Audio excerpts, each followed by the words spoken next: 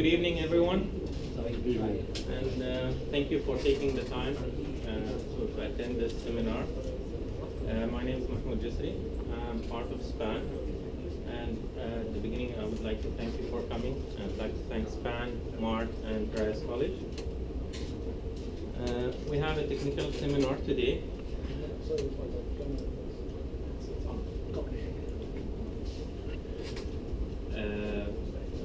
Last year, we asked few audience or few people who attended SPAN about what would they like to hear about or to get trained about.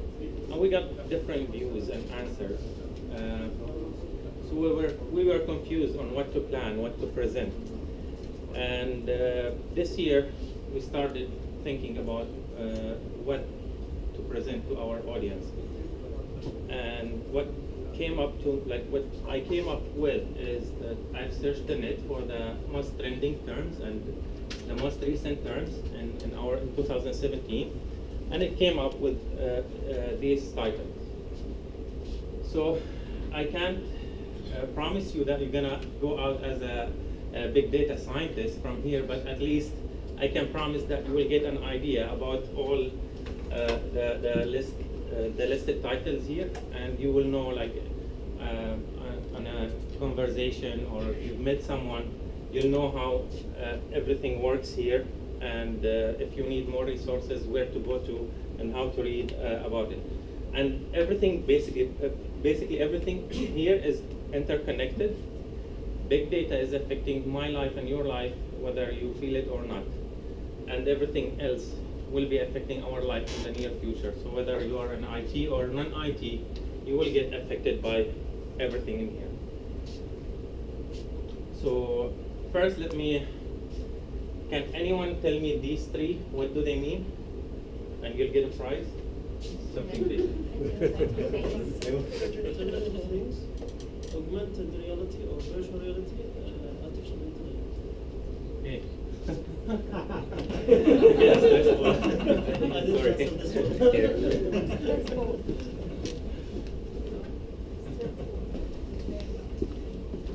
More questions, don't worry.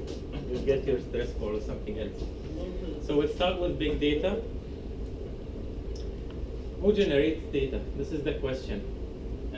Data gets generated mainly by two things, either humans or machines.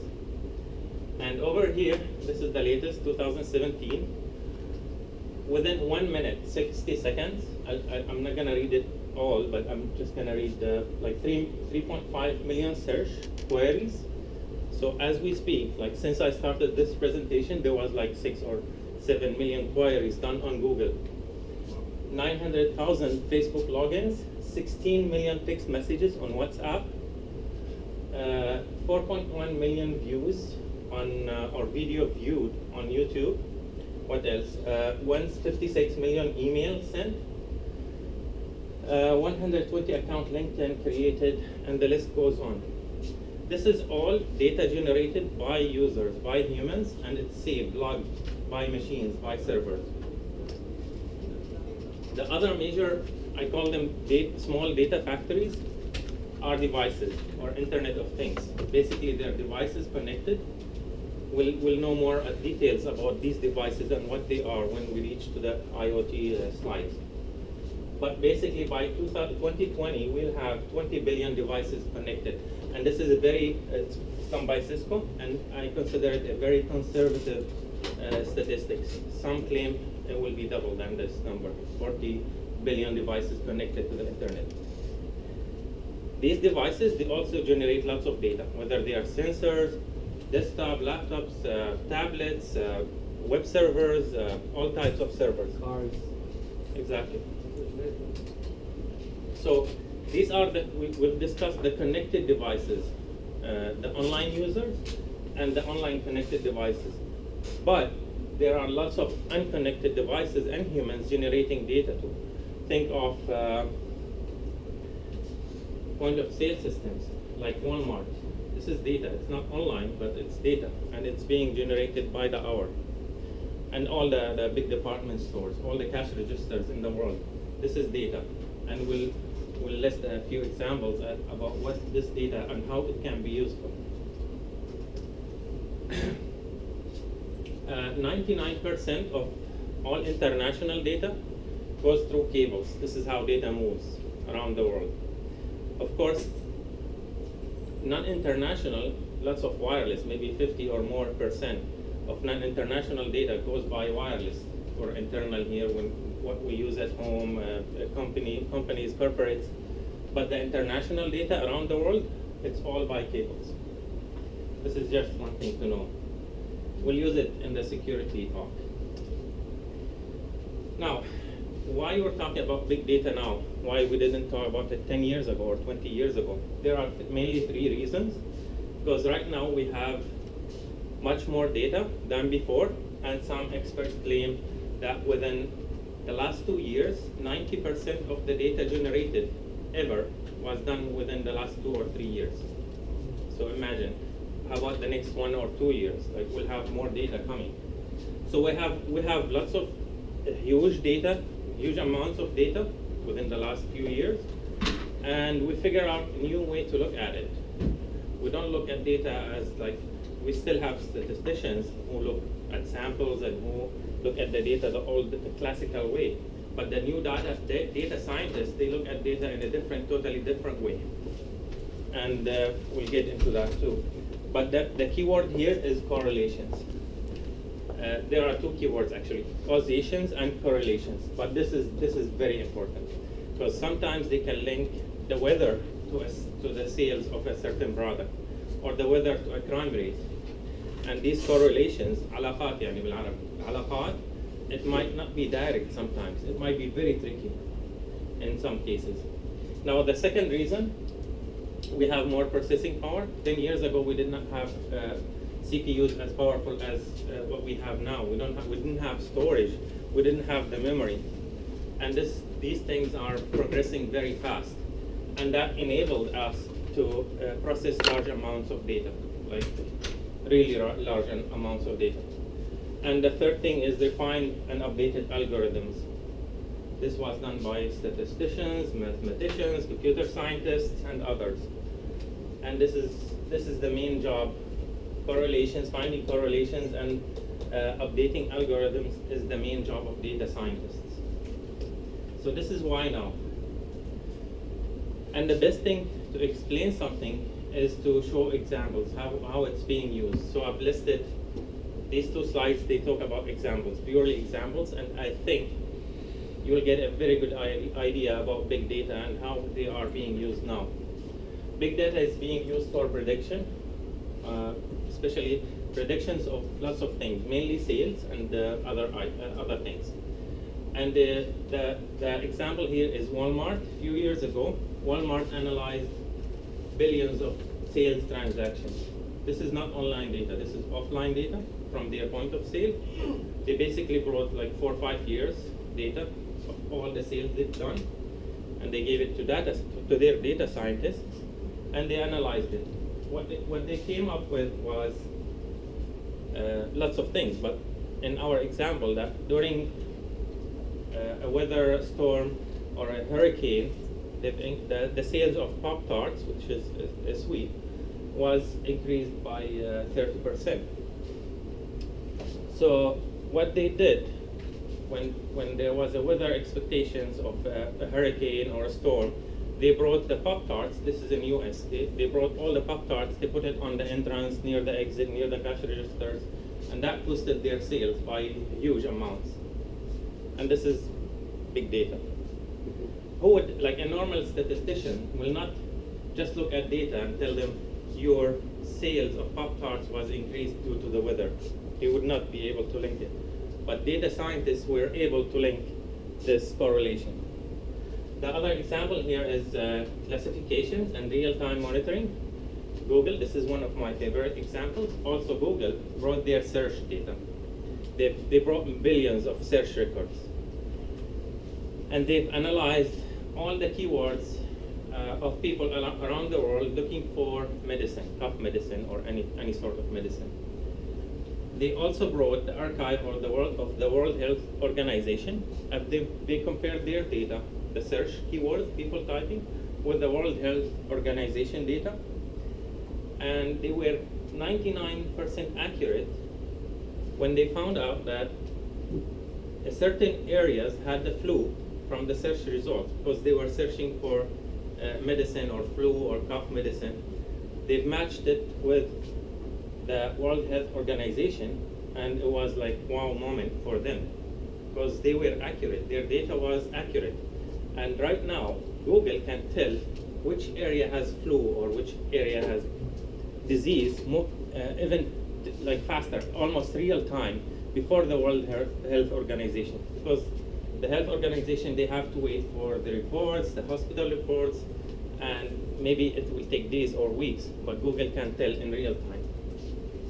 Like if people searching for certain medicine. والله شيء مثل السحر يعني.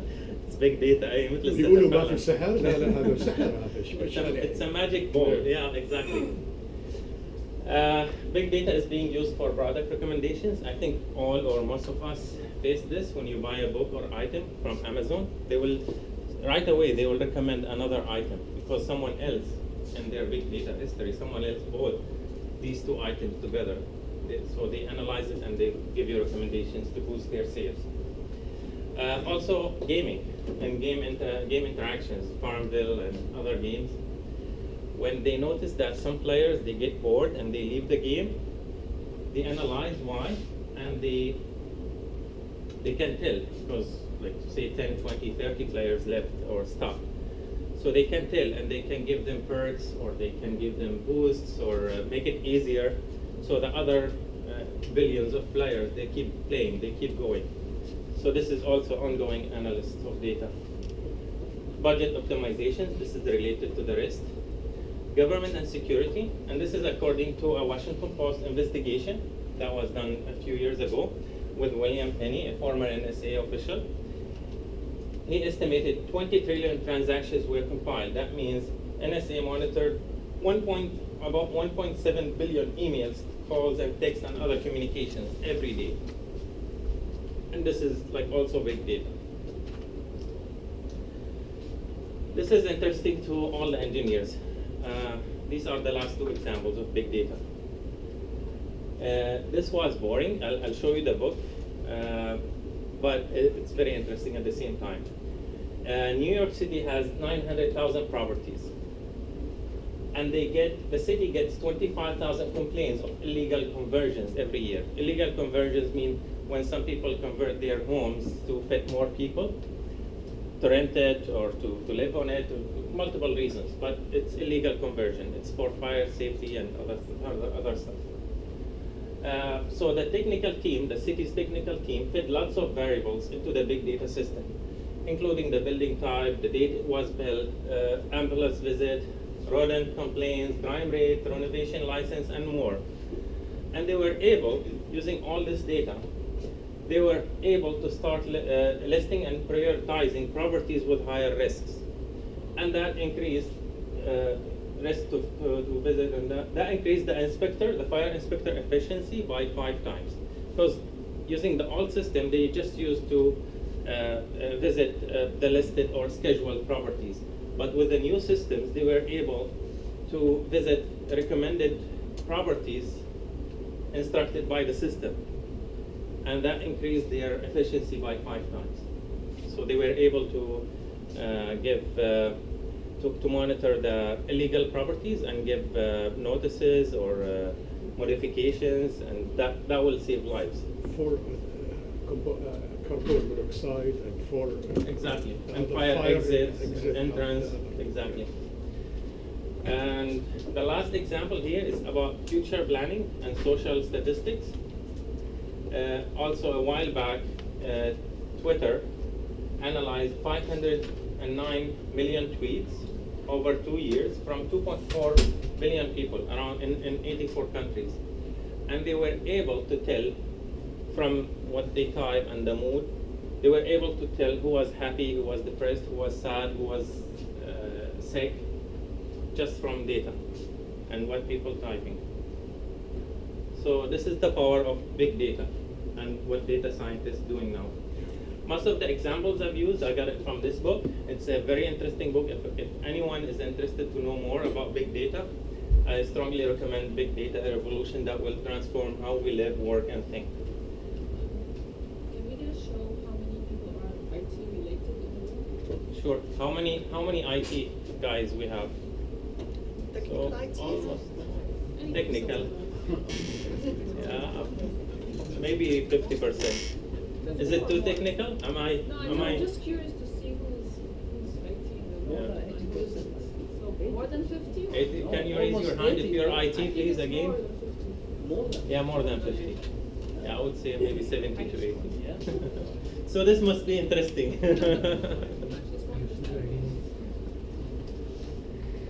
Okay, what's in it for me? How can you use big data for your advantage? You're not a data scientist, but you can still get some advantages. If you're looking to buy a product, like expensive product, a car, for example, you can search for issues or problems. Who reported more problems about that product? In our example, Toyota Highlander transmission problems.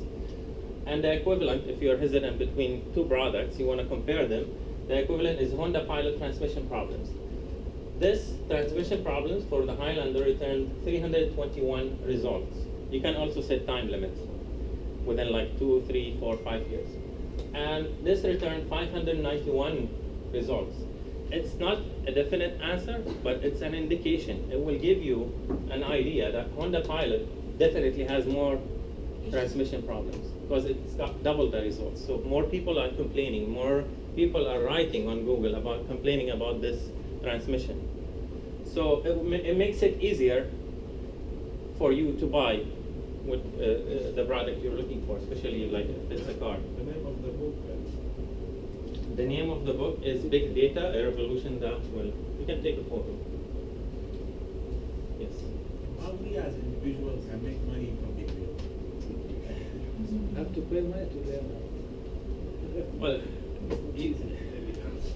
there are multiple options here. You either get an idea and work as a data scientist, and it pays very well if you're very good at it, or use something like this for the consumers. Just be creative and create your own applications for products. Come back to that. Oh, sorry. Go ahead. Thank you. You're welcome. How accurate is it?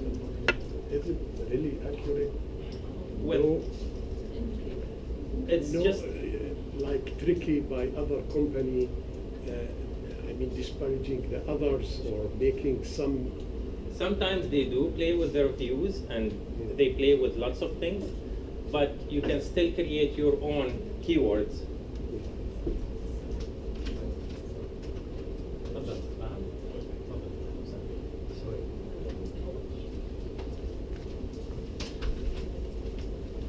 But in general, if you're they can't control everything on the search engine. If you suspect that Google might not be accurate, you can try multiple search engines, and you can change the words here. With big data, as I mentioned before, you can look and get a definite answer like the classical statistics. You just get indicators. So no definite answer, but indicators. Unless you have very complicated system, then you will get more accurate answers. But this is on a personal use. Now, to answer your question, Burhan, big data, and this is what Hal Varian of Google said, the ability to take data, to be able to understand it, to process it, and to extract value from it, to visualize it, to communicate it, that's going to be a hugely important skill in the next decades. So if you're thinking about upgrading your skills or doing something new, big data might be a good option. But the disadvantage of big data is that you have to work for larger organizations. There are like smaller chances if you have your own business, unless you are creative and you thought of creating something new to the consumers. Another resource, and I've got to know these guys last month, and this is an amazing initiative. It's supported by the government of Canada, and it's a small company called Codex. They're located in Waterloo, and it's it stands for Canada's Open Data Exchange.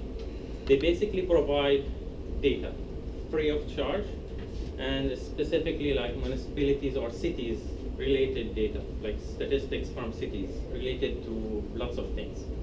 So if you go to their website, subscribe, or like their Facebook page, if you're interested in this, you'll get in getting data and exploring. The amazing thing is that they clean the data. So usually data comes in like raw and bulk. They clean it, they make it suitable for the end user, and you can take it and play with it if you're a developer or if you wanna get some statistics or insights about data. Also another nice initiative, and it's very related to what we're going to speak about. It's done by Ryerson University. They have a new initiative called Privacy and Big Data Institute. Also, I would recommend to subscribe with them and get their mailing list. So this is it about big data. Any questions? Have you heard about Kibana?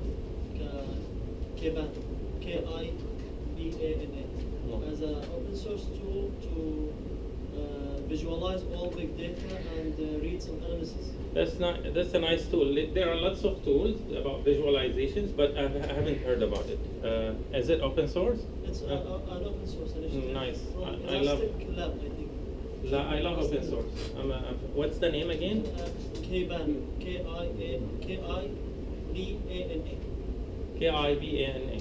So write it down, guys, if you're interested about visualization, because big data is mainly about finding correlations, causations, and then making it visual, like visualization, making it nice and readable to the end users. Now, Internet of Things. There are lots of things connected to the internet, and sensors is one of, I would say maybe 40 to 50%, or it will be 40 to 50% of things connected to the internet. And they have sensors. Some companies, they sell like 50 different types of sensors right now. And sensors, this is why I call them data factory. They generate lots of data.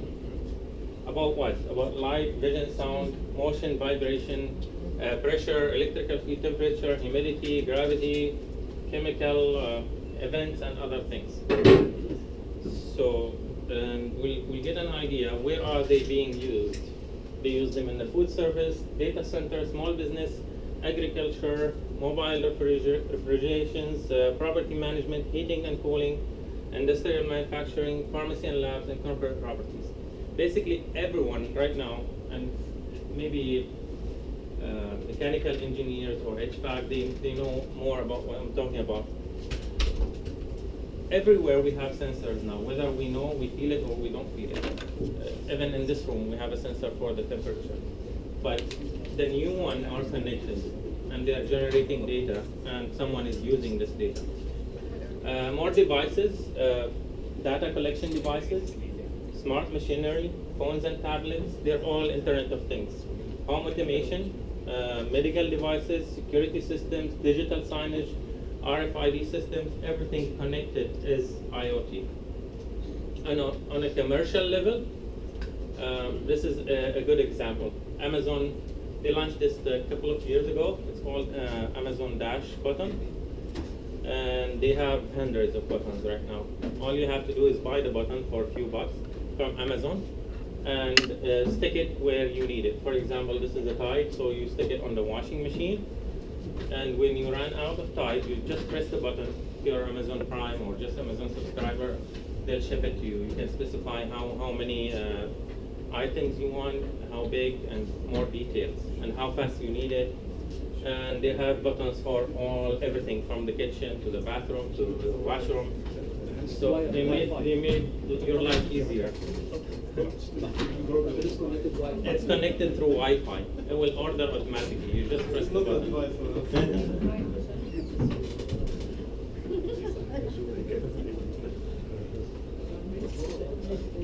Get money quick by one click. Yeah, exactly. This is a repeated slide. I repeated this slide to show you that again, by 2020, we'll have 20 billion devices, and these devices, they are estimated to generate 20 zettabyte per year. A zettabyte is 1 billion terabyte. So you can imagine, like, right now the hard drives is 500 terabytes, 600, like 1,000 terabytes. Yeah. How 20 billion device and the population all around the world, 6 billion people. Yeah, you have Okay, multiple you have phones, multiple- iPads. So each person has more than 4? Yes, yes. And phone, don't think iPad, personal. laptop.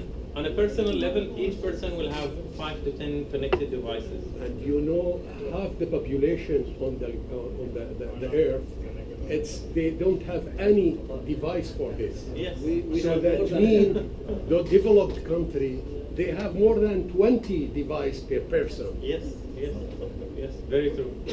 And look at it in industrial level. Some corporates, they'll have thousands of devices connected and like monitoring everything. Yes, Just to let that that the devices mentioned here is not only mobile device or laptop. It could be fridge, it could be washing machine, dryer. yeah, it can be anything. Fridge, washing machine, printer, everything. This is about visualization of either data or devices. They'll have software to monitor where each device is connected and what does it do. And now we'll move to who can tell me these abbreviations? Augmented reality, virtual reality, Yeah, augmented reality, virtual reality. Keep going. AV. No, not antivirus. No, you're close though. Audio video. Okay, 3 out of 4. Who can say 3 out of 4 about these abbreviations? What's the last one? MR. Mr. No. Okay, we'll talk about it then. Maybe I'll ask again, so pay attention. Augmented reality is when we have something virtual, like a cartoon or something not real, and on top of something real. And in this case, we have Pokemon. You know how this game was last year. Yeah, people were walking like zombies, and even like we've heard about a few car accidents about people playing Pokemon on the street. So this is augmented reality when it comes to gaming. But when it comes to real life application, useful applications, we have the Weary. It's a new device, and they have this AR device. It will show you the safety of your line. It will move to red or orange depending on the safety level. Like for example, the safety level or is 85%. It will show you the speed. It will show you the time, location, how far are you from your location. So basically, you don't have to look at the GPS and get distracted. Mixed reality. Yes, mixed reality. Did you Google it?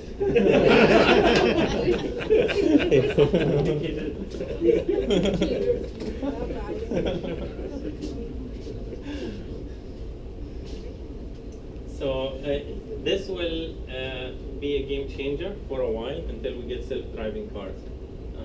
But it will show you lots of statistics and it will reduce the distraction. Another application of augmented reality is that factories, they don't have to train people as much as they used before. It will be much faster now because they will show them what to do while they're doing it, while they're installing stuff. They just have to wear this and it will show them what to do and step-by-step instructions. Another example of AR is the repair.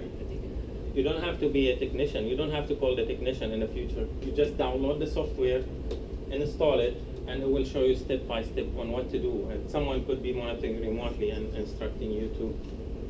Another example is product showcase. If you're an engineer, if you're selling an apartment, if you're designing a building or anything, all you have to do is wear your headset, and you don't need to build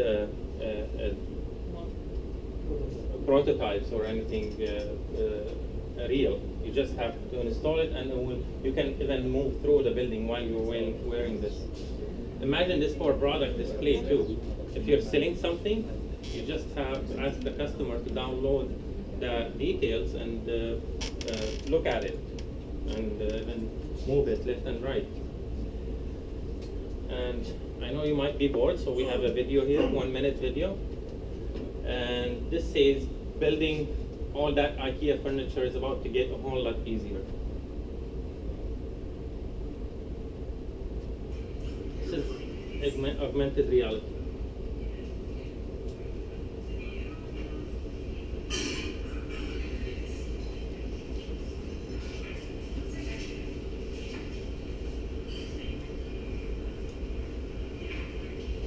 I'll show you the details of the espresso machine, what's in there, and who will name the parts inside it too. This is real. This is not something. It's already like invented. It shows you how to remove the SD card, like a simple tap.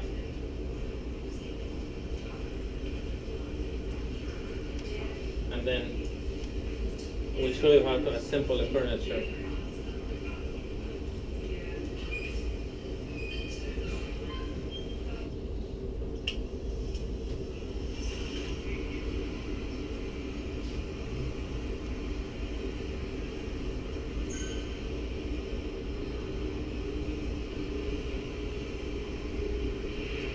They're basically working to create a manual for everything. See? Even surgeries in the future will be different. And this is done by, it's called Jig Space and ARKit. These are the company working on this. Now, we'll talk about augmented virtuality. I wanted to ask about it, it's too late now. So AR is augmented reality. VR is virtual reality, where everything is virtual. There is nothing real inside. Augmented virtuality is when they show you something real, like your hands, in a virtual world. So something virtual, but you see something real object in it. It's almost the opposite of augmented reality. And then there is a mixed reality, and the example of it is like people sitting in classroom. Some of them are real, and some of them are just avatars or characters. Since everyone is interested in this, can you remind them of the board member that we're looking for? Sure. Sorry, out of the topic, but we forgot to mention this at the very beginning. In SPAN, we are 7 to 9 board members, and currently we're looking to add at least 1 or 2 board members. So if you're interested, speak to any of the current board members, Ala, Munir, Lulwa, Samir, who else is there? Majid. Yeah, Majid, Ammar. If you know any of them and you're interested, please, you're welcome to join us. So this is VR, as we mentioned, it's all virtual. And again, what's in it for me? There's a huge shortage in developers for the AR, VR, all the stuff we've talked about. There's a huge shortage right now. If you're interested to switch or upgrade or study something new, I would strongly recommend this field. What does it involve? Animation? Is it Programming, yeah. Mainly programming. Design as well? Well, yes. All these elements? Yes. Yes. Do you have Like idea game- how long game- is it game the programs. study for this? Not too sure. Almost minimum a year. Minimum. Minimum a Where- year. where do you but study it? It can go more. I think these guys, they have something here. Yeah, they have a course. The guy mentioned they have a course here. Plus, you can. Did I put any? No, I didn't put any resources. But Coursera might have some indicators. But if you need something more local, I would recommend maybe Sheridan. They might have something. Sheridan, they're very good at animation. Yeah. Yeah. And we move to artificial intelligence and machine learning. This is a bit technical, but I'll go through it fast anyways. With machine learning, basically you need lots of data, raw data, and then you pre-process the data, like prepare it, clean it if it needs cleaning or anything. The feature engineering, you add the features you want that data to do or to represent. And then you add the algorithms, lots of conditions and if statements and your algorithm, what are you looking to gather or harvest out of this data. You measure the accuracy and then you go back until you are satisfied, and then you either classify the data or predict, and then post-processing will be used either by humans or machines or anything. Again, in action, best thing to explain something is to show examples. Chatbots. I remember 7 or 8 years ago, I've dealt with multiple chatbots, and they were very, very tricky to distinguish if they're real human or chatbots. But I'm sure right now they are much, much more trickier, and it's getting very harder to recognize if you're chatting with a machine or a real person.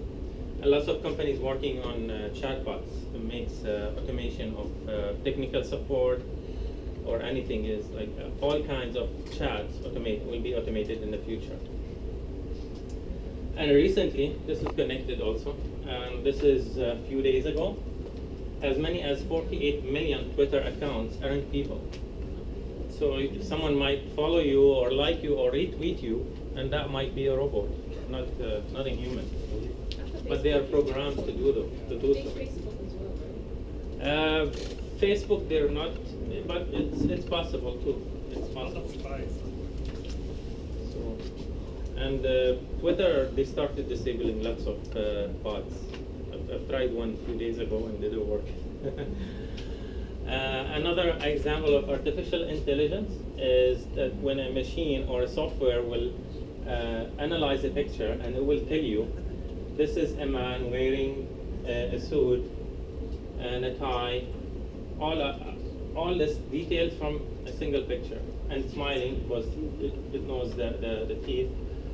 And yeah, if the machine is smart, if the person who's programmed it is smart, the machine will be almost as smart as he programmed it to, and it will be as smart, as good as we're trained to do. Same thing for other objects, like with a cat, they'll tell the program if it has a tail, whiskers, and the fur type, and lots of variables, and the software will recognize this is a cat. Same thing for medical images or anything. Another AI example, Instagram, and this is also recent, it's like yesterday.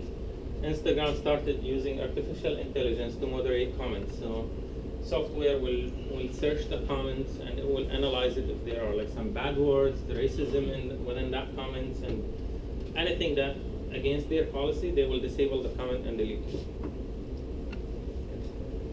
And this is also recent, this is last week, a smart home device, you know, Amazon Alexa and Google Home, they have smart home devices. It will listen to everything you say and it will analyze it. And lots of people have it now in their homes. And there was an argument between couples last week, I think. Yeah, July 11th. So the smart home device heard the argument between them and called the police without asking them. It just called the police, and they it even relayed all their conversation to the police. And they were surprised when the police showed up at the front door. If you're interested, you can read the full article. You just have Kids to. will love it. So this is what smart home device is doing now, and it's all based on artificial intelligence. If you're interested to know more about machine learning, Coursera have a few free courses, and I strongly recommend Coursera. I've used it, and I use it every winter, not in the summer though. It was more time in the winter. Blockchain. Some analysts or some experts say this will be the biggest thing after the internet. So everything we talked about is one thing, and blockchain is something different. And what's blockchain? You'll hear about it in the near future, and we'll just try to explain. Blockchain basically is a distributed database that's used to maintain continuously growing list of records. So it's a database distributed over multiple computers, multiple networks, multiple servers all over the world. and it keeps growing, and they're connected. This is why it's called blockchain. These records, who are like, once they are saved, they always keep track of the previous record, and they keep a timestamp. And this is why they call it blockchain. Each block contains timestamp and link to the previous block, like here. Each block, block 51, 52, 53, this contains a link to this block and the previous one. It's typically managed by peer-to-peer. If any one of you used like any peer-to-peer software before, like even uTorrent or any peer-to-peer clients, it's a very similar concept, but this one is much more advanced, and it's almost impossible to change it or modify it because everything is connected, and it's encrypted too. What does it do? We can do lots of things. We'll move to the next one and go back to the previous one. It can be used to cryptocurrencies. They use the blockchain technology or concept to create cryptocurrency, which is Bitcoin. By the way, Bitcoin a few years was like $200-300. Now it's $27.59 per Bitcoin. And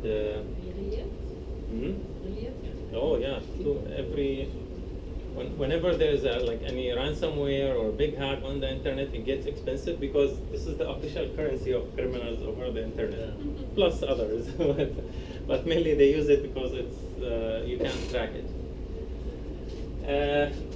Blockchain can also be used to distribute cloud storage. So imagine in the future distributed cloud storage all over the world. For example, like Google Drive, but 10 times more secure and 10 times bigger. And this might be available to everyone. Digital identity, including digital passport. You'll have your passport on the phone maybe, and your digital identity, e-residency, birth certificate, wedding certificate, IDs, all can be accomplished using the blockchain. So we have to separate between, don't get confused with Bitcoin and blockchain. Bitcoin is something, uses blockchain, but it's not blockchain. Like Ethereum too. Ethereum is another currency. It's not as famous as Bitcoin, but it's another online currency, and it uses blockchain too. This technology also, you can use it for smart contracts. In the future, this is important for real estate agents. Your home deed can be digital using blockchain. Your contracts, your job contract, any contract can be digital. No, you can't hack it because once anyone tries to change anything in the system, it will get alerted, and there are multiple copies of the same thing. Maybe 50, 100, 200 copies of the same thing. So it will rebuild itself. And everyone will get alerted within the network.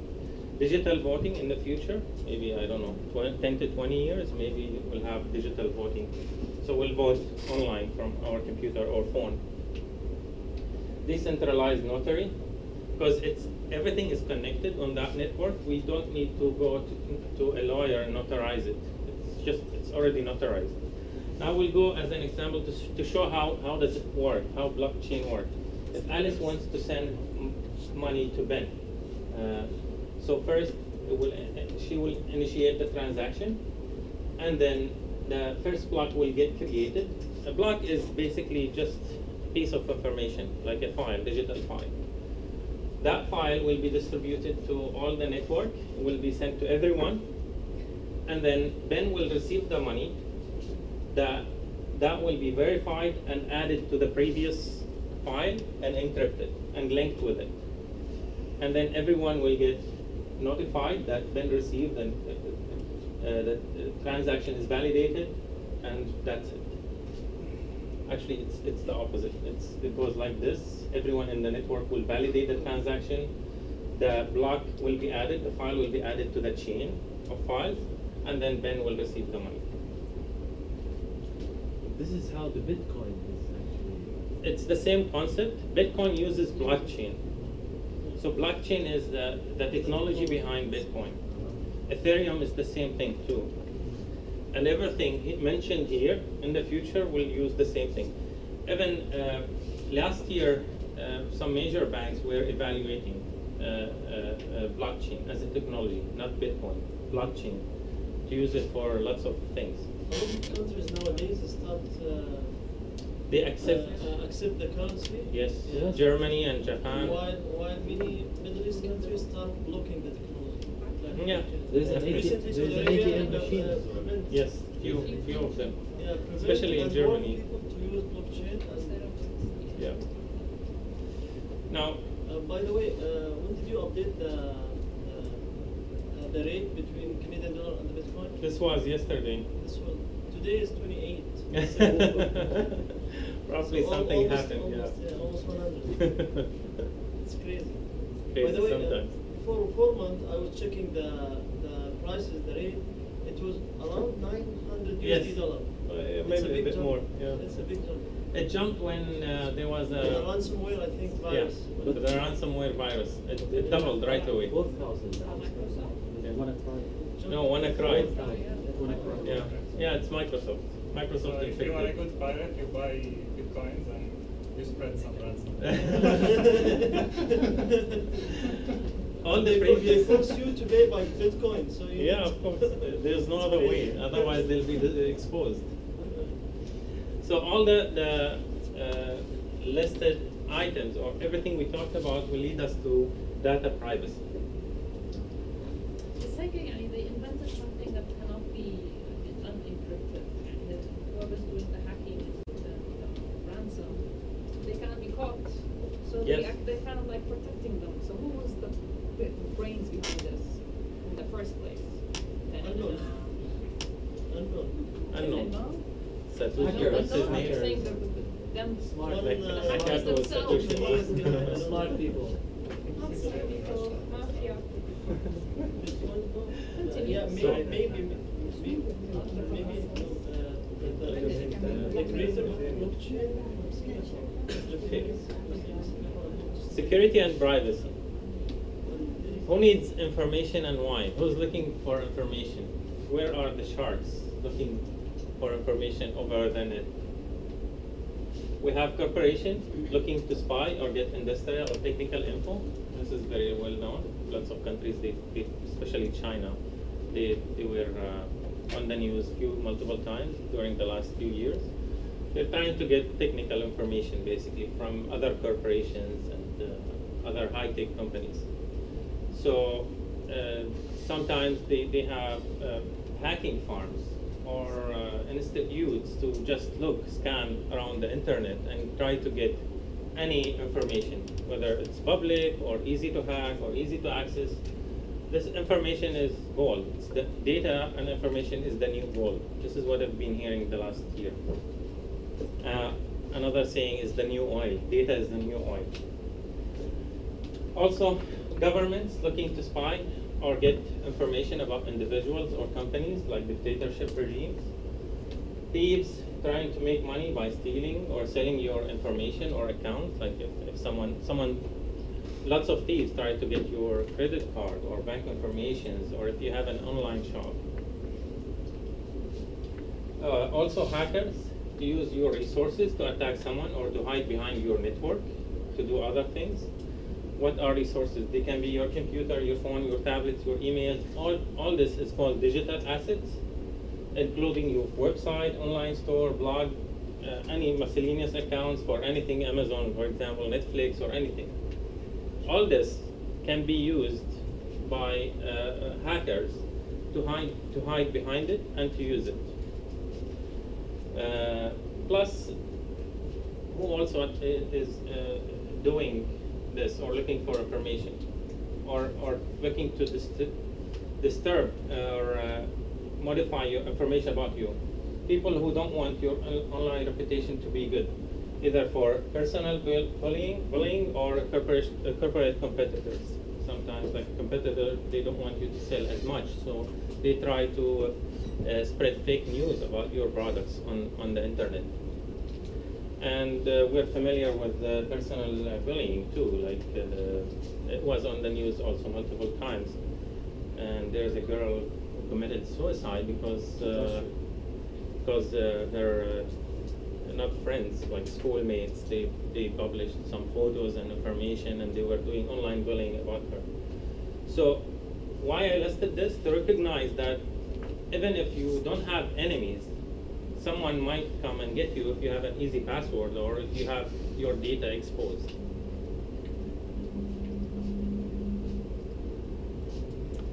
Also list them all together, because we're running out of time. So what this can lead to, the online reputation specifically, it can make you lose your existing job. It can you can get denied admission to college or professional clubs, losing your customer if you're a business owner, bad search reputation, loss of friends, getting in legal issues, not getting new job. Your kids and your future families might still see it after years, even if you try to find it and hide the details and hide whoever was published or whatever was published about you. Your kids or family, they can still be able to see it in a few years. And other future outcomes. Now, examples of threats you face: viruses, spyware, ransomware, phishing. Can you explain the phishing? Who can explain phishing? Right. I think somebody sends you a fake link, and when you click into that link, direct, like the link will look legitimate, but when you click on it, basically it directs you to maybe a different website, like similar to the banking, basically the banking. So you enter your username and password, so basically they acquire those information. So like the website will look exactly the same. I think it's like it's come from phishing. Like you are sending a lot of emails to many people, and then the potential of having someone stupid that will catch it. And good enough. I'll show you a real example in a minute. Phishing for the big Hackers, hoax and scams and fraud, identity theft, spam, misuse of privacy information, and more. Plus, all the above will make your computer run or devices run much slower and might behave not the right behavior or unexpectedly. This is the phishing.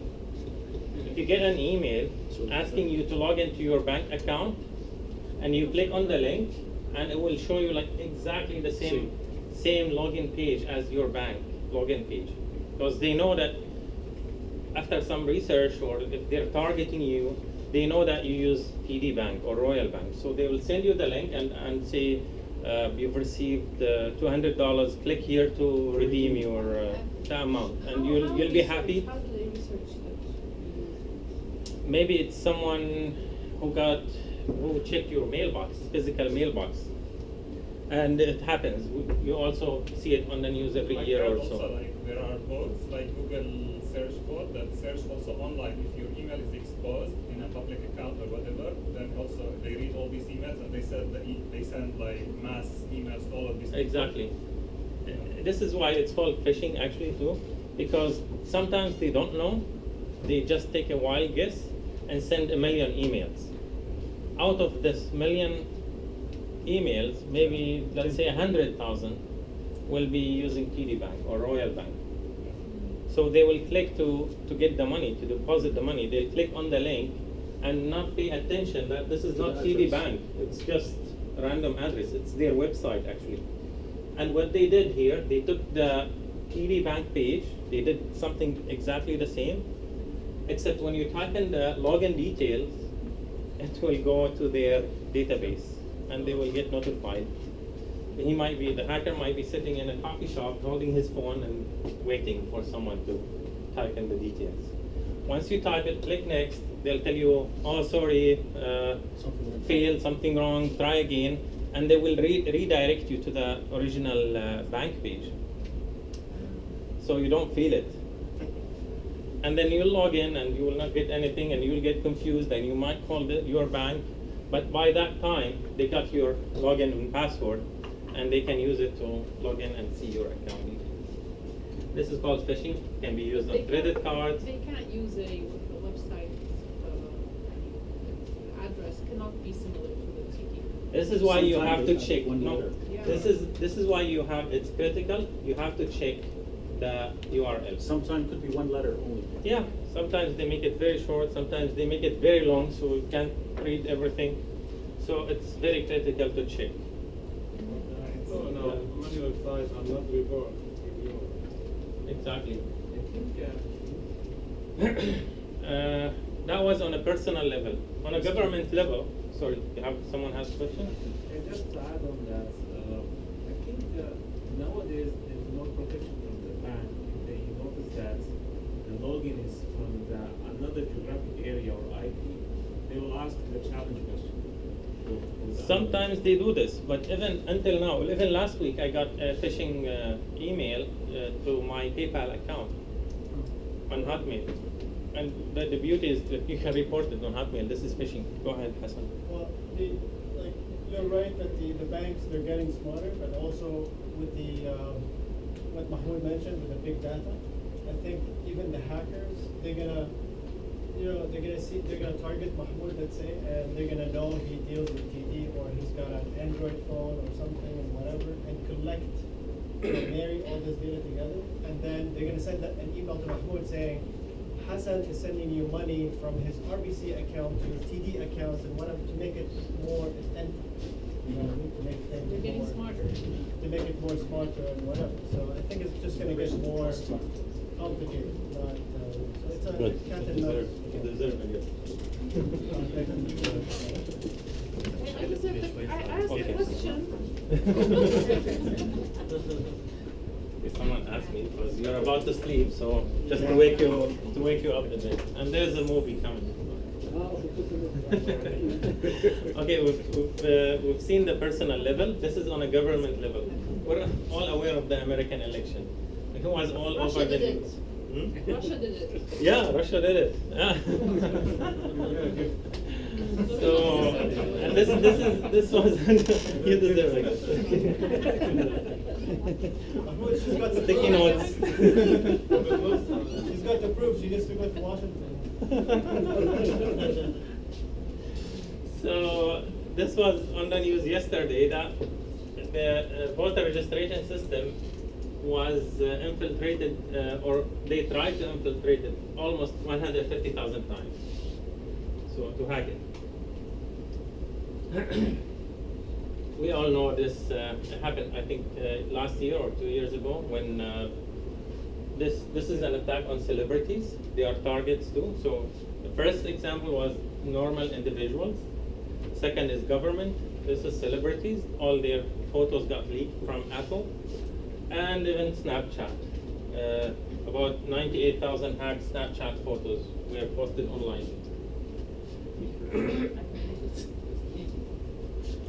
Now, that moves us to the social network, or social media.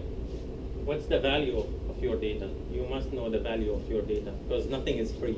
Facebook is not free, Google is not free, nothing is... You deserve it.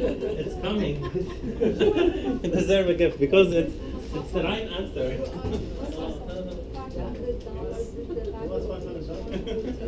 No, your value on Google is $500. Imagine the number of users and how much this is how they evaluate companies actually, by the value of each user. So what's the scope of the collected data? Some companies might have 15,000 points of data about you. Even my father might not know 1,500 pieces of information about me, but they do know. They know what do you like, what you don't like, who your friends are, what places you visit, what pictures you took. Yourself, you will be surprised If about you're yourself. happy, if you're sad, you'll be surprised. I Yeah. know this. I think that even spying on your conversations would, because you possible. see a lot of Yeah. suggested ads based on something. They can tell from location sharing. They can tell lots of stuff from location sharing and GPS on your phone. Each photo has a GPS coordinates in it. They can tell geotagging, exactly. Thank you. And from caller apps, like lots of applications, they have. In order to subscribe to that application, you have to type in lots of data about yourself. This is all data collected. Google now. Hmm? 1500 نقطة بيعرفوا 1500 نقطة أو 1500 معلومة عني. They divide. We will see it. It's in the movie. I'll skip this. It's not important. Let's see the movie. Doing a privacy change for 350 million users is a really, you know, it's not the type of thing that a lot of companies would do. We decided that these would be the social norms now, and we just went for it. I strongly recommend this movie. It's called Terms and Conditions. Effectively a $500 a year service because that's the value of the data that you're providing. If they use 10% of that data, they're going to be the most valuable company ever. Companies that you've never heard of claim to have about 1,500 points of data on the average American citizen. Is it hard to go through it and actually find specific details about a person? No, that's super easy. Within a couple of minutes, you can figure out what people. What he's holding is information about a single person. What parties have been to. They're saying it's because I agreed to the latest terms and conditions on iTunes. No one has read the terms and conditions. No one in the world. To the extent there have been contract decisions, they've held that these terms and conditions are valid. And what if your phone came with these long terms and conditions saying, well, if you use the phone, the government can wiretap you? That would be insane. But that's the kind of world we're living in. Anything that's been digitized is not private. And that is terrifying. For the government to get information from a Google or a Facebook is a lot easier than the government doing it itself and putting a wiretap on our phones. You have to put these powers in somebody's hand. Like social networks in recent times. If you have something that you don't want anyone to know, maybe you shouldn't be doing it in the first place. Well, that's always what scared me was if there's some sort of automated system that just red flags you based on the search term. You can see that surveillance measures are being used to silence protests before they even happen. Boom, NYPD SWAT, bulletproof vests on, their guns drawn. I was like, are you being serious? Are you actually holding me because of a tweet? So we were locked away in the Persian police station for 25 hours. All of these powerful institutions, they're not subject to the same invasions of privacy as the rest of us are. So far, the population seems fine with it. If they weren't, they know who to call.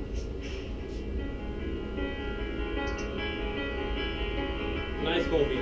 Strongly recommended. Terms and conditions apply. If you haven't seen it, you need to see it. It's a movie? It's a movie, yeah. It's a movie. Terms and conditions apply. The documentary, like. Yes, it's a documentary and lots of real life examples.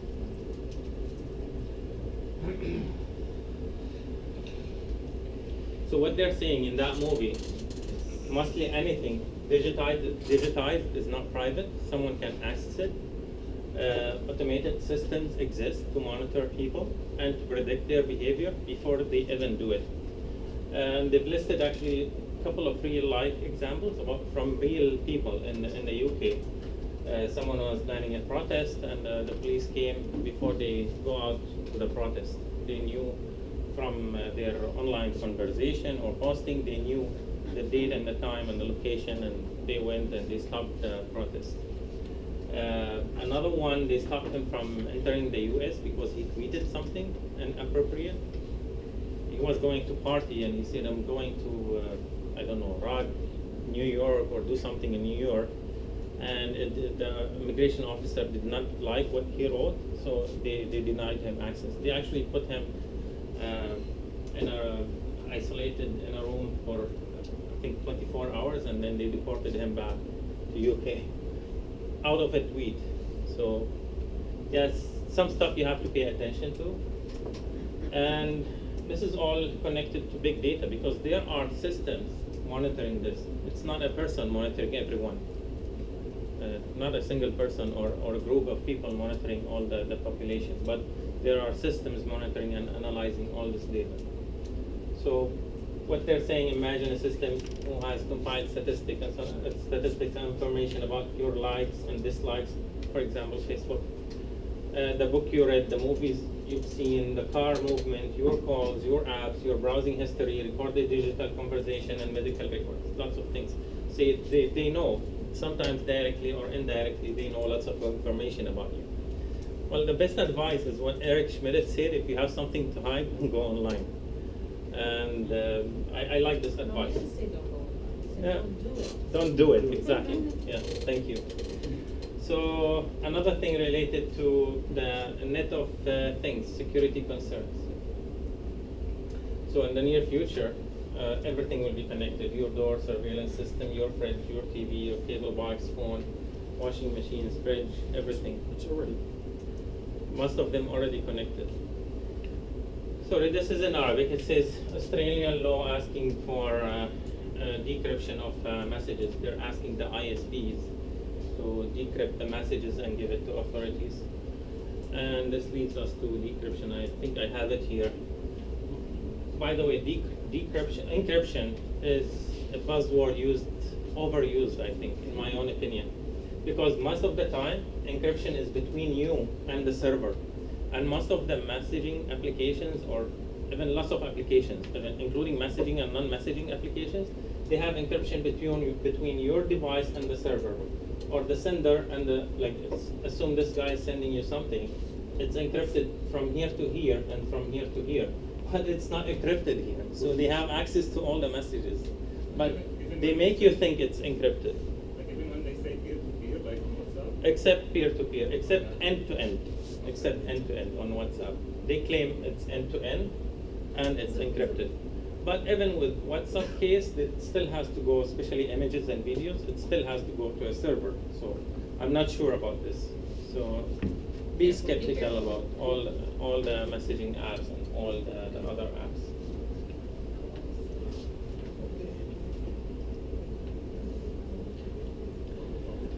Another example of who's selling your data, and Selling after stealing. who's selling and who's buying. ISPs, they were selling, they went into a lawsuit last year, Bell, specifically, internet service providers like Bell, Rogers. They sell your user information, basically, to companies and corporates who are interested to know what you're looking for, what you're browsing. This was a big 750 million lawsuit Bell faced last year, because they tracked, collected, and sold the information, sensitive account and internet browsing information of their customers to advertisers. Who did sue them, by the way? Who found out? A group of lawyers. They collected money from customers, and the customers, not the users, and they sued them. They knew somehow. Another motive is people who wants to to get access to your computers or digital assets because they want to use it, or servers, or even tablets. They want to use it to access the dark web or use it as a Bitcoin miners. This is a bit old, because all the few years ago, any computer can be a miner. A miner means a device that generates Bitcoin. So they used to hack it, and there's an example of software called uTorrent to download torrent movies and other applications. Within that software, there was a Bitcoin miner. And but mining companies, they don't accept smaller devices now. They have bigger miners with more CPU usage, like higher CPU usage. But this was one of the motives. Okay, the last 4 slides, I think, and it's about rules. How to protect yourself and your family. We have 2 pages for rules, 2 slides for rules, and 2 slides for tools. Rules. Rule number 1: only download from trusted sites. Because lots of, I would say maybe 30 to 40% of problems you face because you've downloaded illegal software or affected software, and you've used it, and then you notice something's going wrong. So don't download from non-trusted site. Use strong password. 1, 2, 3, 4, 5, 6 is not a password anymore. Establish an ongoing dialogue with kids to keep line of communications. Like, always talk to your kids about their online usage. What do they do? What sites they like? Where do they go? Which sites they visit? Supervise use of all internet-enabled devices. I know it's hard for some of you, but if you need to keep. Can you actually find the browsing history from a router? versus Some routers, they do support browsing history, but you have to research which router. But some of them do. They keep a long list of browsing history.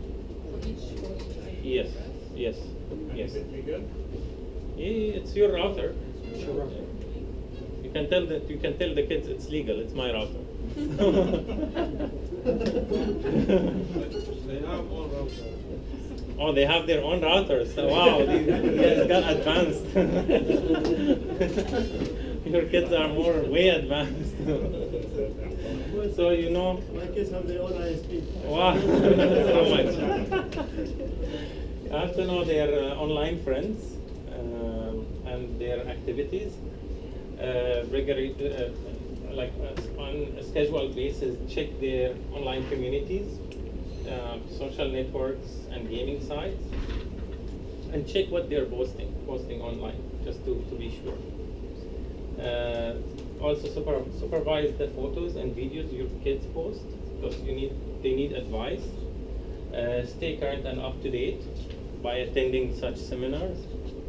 Build a positive online portfolio and encourage your teenagers to do so. There's nothing wrong of, like, for example, creating a YouTube tutorial video. That's good. Encourage your kids to create useful content.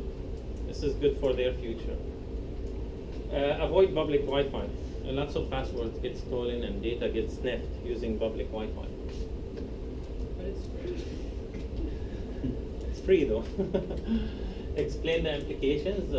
Photos almost impossible to take back. Like, you can tell your kids, if once you publish a photo online, it's impossible to take back. If someone saved it, if you publish it to your Facebook and you have 200 or 300 friends, probably maybe someone saved it. It's stuck somewhere. Discourage the use of webcams and mobile video devices. And if you don't want to expose your whole house, like sometimes the kids, they will just carry the tablet with a video running, and they will go running, like taking videos of everything. So you have to be careful. Teach your kids how to protect personal information. Be sure your kids use privacy settings. Instruct your children to avoid meeting face-to-face with someone. Like, you don't want someone to tell them, I'm Steve and I'm your friend and I'd like to meet you, and they've never met before, because that led to bad cases in the future, in the past. So you need to know what's going on. Also, cyberbullying was on the news. Almost every year we get it on the news, cyberbullying. You have to teach them to respond, how to respond, and not to bully the others. I think schools are doing a good job about this. Schools, yeah.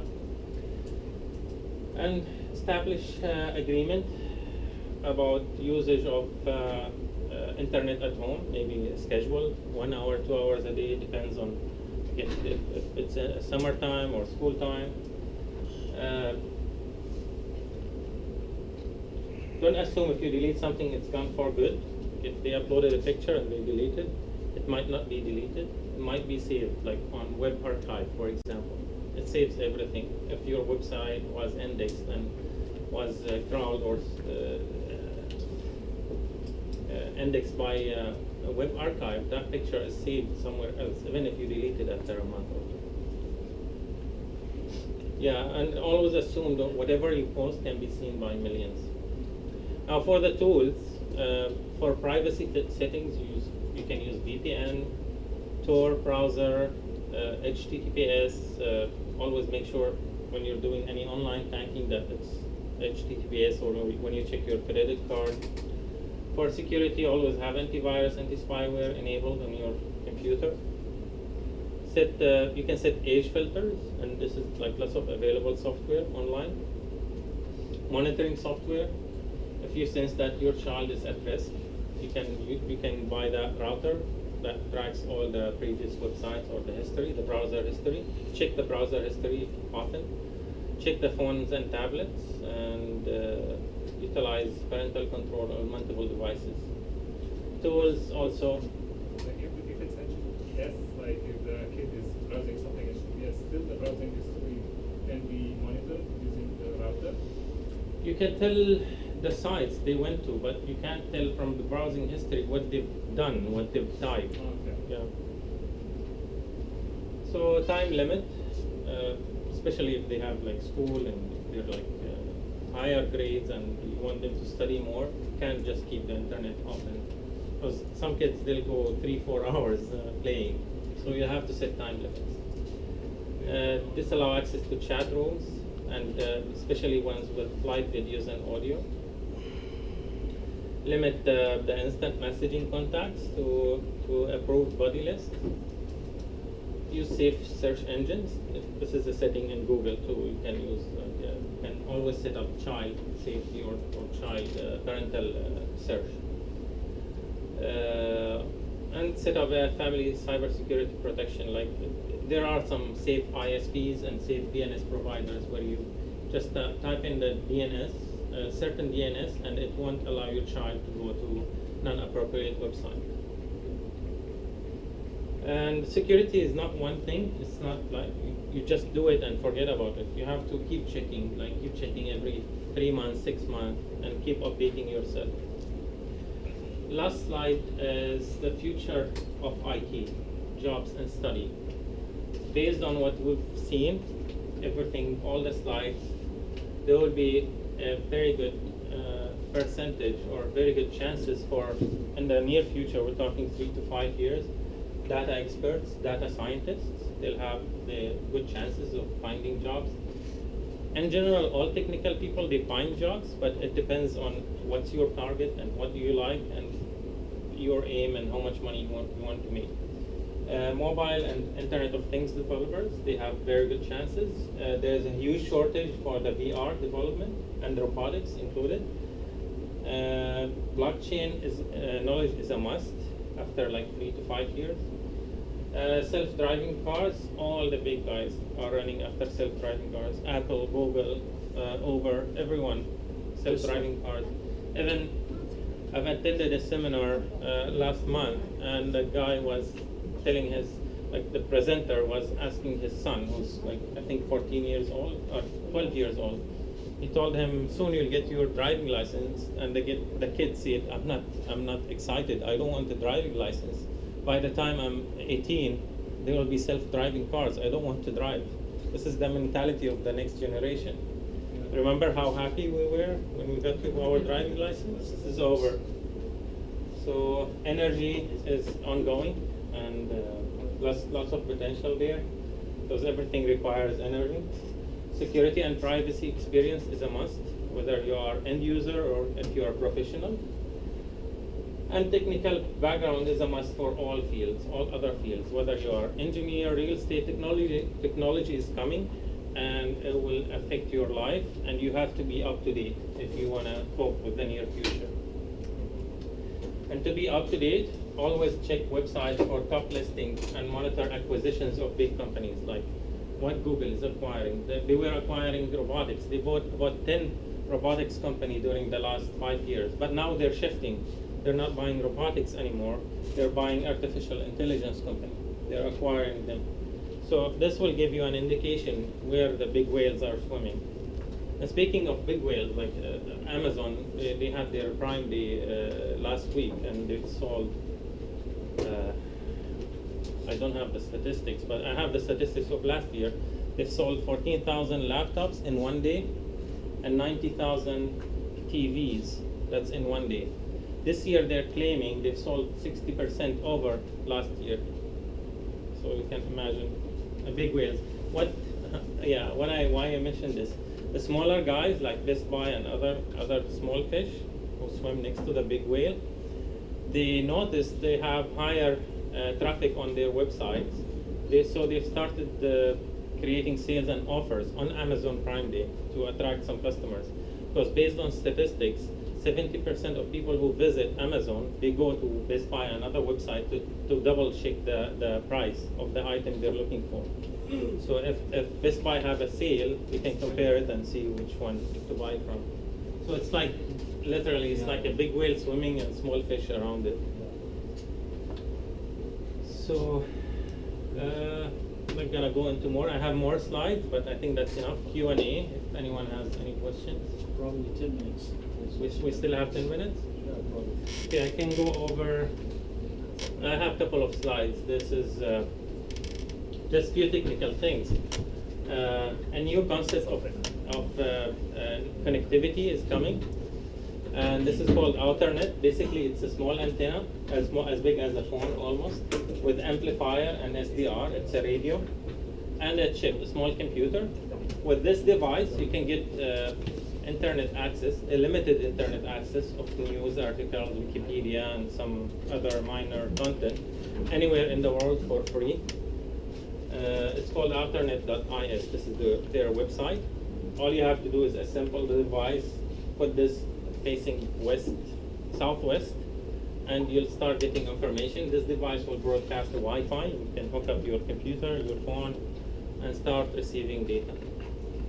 So it's good. It's not good for the city here because you have connectivity, but it's good if you're in a cottage or if you're in a remote area and you only pay like $100 for the kit and you can use it unlimited, like not unlimited, but it has limited. You can read the news basically and Wikipedias. It's being used for online education in remote area in Africa and India, but it's just a good thing to know. Do you know the speed? The speed? It's the Wi-Fi speed is like normal Wi-Fi speed, but the speed they're getting the information is slow. It's not that fast because it's still under development. They're working Equals on to dial up, maybe. a bit faster, maybe. Yeah. You can open certain pages on this? No, you can't open. You can just receive. It will basically every day they'll send you about 50 to 100 news articles depending on your location. Yeah, news articles and Wikipedia and the weather information. What else do they have? Ham radio communications. You can only read. It's one-way communications. Like radio, but It's like this exactly. They call it internet radio. Special application client or just browser? No? Just browser. It's just browser. Exactly. Special web page. You connect to the Wi-Fi. This will broadcast a certain Wi-Fi called alternate Wi-Fi. You just connect to the Wi-Fi, open any browser, type anything, and it will take you to the default page, and you can see the dashboard, the interface, the whole interface of the system. So this is the alternate. Another similar project is Project Loon. Google also planning to distribute internet connectivity in remote areas using balloons, and they're still working on this. Also, Facebook, they have drones flying and distributing internet in remote areas. So these are like future projects. I don't know if we're gonna see them or not. This is already existing in the market. You can buy it. And the other two, I don't know. They're still not. They're still working on them. Thank you. Thank you.